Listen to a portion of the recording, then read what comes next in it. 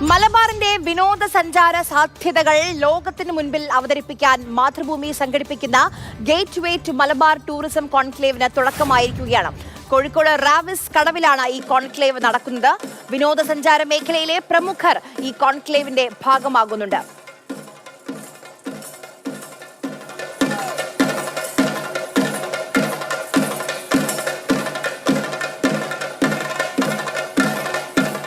CK Vijayan നമുക്കൊപ്പം ചേരുന്നുണ്ട്. CK, അനന്തമായ സാധ്യതകളാണ് ഗോഡ്സ് ഓൺ കൺട്രിക്ക് ടൂറിസം മേഖലയിലുള്ളത്.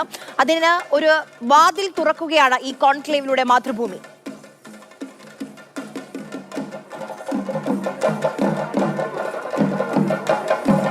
മലബാറിന്റെ ടൂറിസം സാധ്യതകളെ അറിയാനും പഠിക്കാനും അതോടൊപ്പം തന്നെ മനസ്സിലാക്കാനും അതിനെ ആഴത്തിൽ പ്രാവർത്തികമാക്കാനും ലക്ഷ്യമിട്ട് തുടങ്ങിയ മലബാർ ടൂറിസം കോൺക്ലേവിന് അല്പസമയത്തിനകം ഈ കടവ് റിസോർട്ടിൽ, കോഴിക്കോട് കടവ് റിസോർട്ടിൽ തുടക്കം കുറിക്കും. കാരണം അതിലെ പ്രമുഖരായ വ്യക്തികളെല്ലാം തന്നെ ഇപ്പോൾ എത്തിക്കഴിഞ്ഞു. എല്ലാ ഒരുക്കങ്ങളും പൂർത്തിയായി. പ്രധാനപ്പെട്ട ഡെലിഗേറ്റ്സ് എല്ലാം തന്നെ എത്തി. ഉദ്ഘാടകർ ഉൾപ്പെടെയുള്ള അതിഥികൾ എത്തിക്കഴിഞ്ഞിട്ടുണ്ട്. അതിനുള്ള എല്ലാ ഒരുക്കങ്ങളും അതിന്റെ ഭാഗമായി ഇത്ര വളരെ വർണ്ണാഭമായ ഒരു വെൽക്കമാണ് ഇപ്പോൾ ഈ ടൂറിസം കോൺക്ലേവുമായി ബന്ധപ്പെട്ട് കടവ് റിസോർട്ടിൽ ഇപ്പോൾ തയ്യാറാക്കിയിരിക്കുന്നത്. പ്രധാനപ്പെട്ട അതിഥികൾ എല്ലാവരും തന്നെ ഇവിടെ എത്തിയിട്ടുണ്ട്. ഇതിൽ അതൊക്കെ എത്രമാത്രം പ്രതീക്ഷയോട് കൂടിയാണ് ഇങ്ങനെ ഒരു കോൺക്ലേവ് തുടങ്ങുന്നത്? വളരെ പ്രതീക്ഷയുണ്ട്. എല്ലാ കാര്യവും സംസാരിച്ചു കൊണ്ടിരിക്കുക, പ്രവർത്തിച്ചു കൊണ്ടിരിക്കുക. ഒരു നാൾ അത് നേടും. നമ്മൾ പല പ്രാവശ്യം നോക്കിയാൽ ഒരു പ്രാവശ്യം അത് ലക്ഷ്യത്തിലെത്തിയപ്പെടും എന്നാണ് വിശ്വസിക്കുന്ന ഒരാളാണ് ഞാൻ.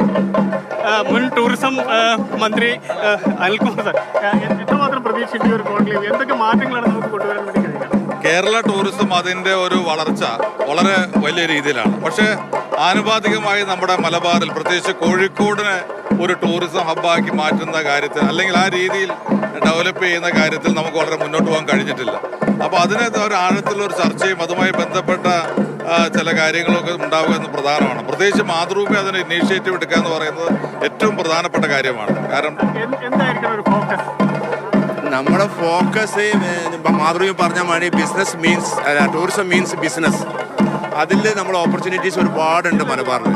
നമ്മളെ ഫാം ടൂറിസം, ഹോം സ്റ്റേസ്, നമ്മുടെ വലിയ വലിയ വീടുകളൊക്കെ 2 മെമ്പർമാർ മാത്രമേ താമസിക്കുന്നുള്ളൂ.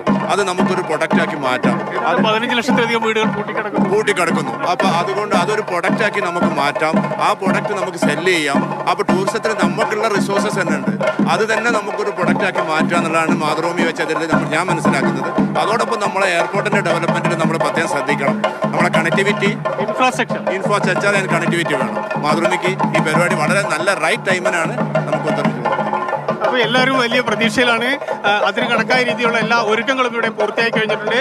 അതിഥികളെ അതിൻ്റെ മലബാറിൻ്റെ തനതായ ശൈലിയിൽ വാം വെൽക്കം ചെയ്യുന്നതിന് വേണ്ടി തെയ്യം ഉൾപ്പെടെയുള്ള കലാരൂപങ്ങൾ ഇവിടെ കൊണ്ടുവന്നിട്ടുണ്ട്. ഈ കോൺക്ലേവിനകത്ത് പ്രധാനമായും 7 വിഷയങ്ങളിൽ അതിഗൗരവമേറിയ ചർച്ചകൾ നടക്കും. ആ വിഷയങ്ങളിലേക്കെല്ലാം തന്നെ നമുക്ക് അടുത്ത സമയങ്ങളിലേക്ക് പോവുകയും ചെയ്യാം.